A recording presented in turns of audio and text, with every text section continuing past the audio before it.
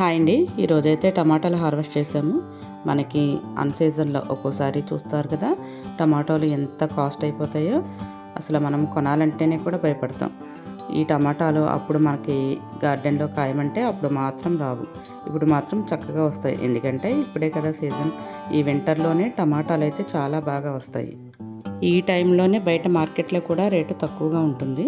నేనైతే cherry tomatoes కూడా వేశాను. మనం టమాటా మొక్కల్ని ఎక్కువ నారు లేకపోయినా కొమ్మలు ఎక్స్ట్రాగా ఉన్న కొమ్మలు కట్ చేసి నాటుకున్నా కానీ అవి కూడా చక్కగా వచ్చేస్తాయి. చూపిస్తాను నేను ఎలా అయితే నాటుకున్న దాన్ని. ఇక్కడ చూస్తున్నారు కదా, ఇది చెర్రీ టమాటా. ఇదేనండి, నేను కొమ్మ ద్వారా నాటాను.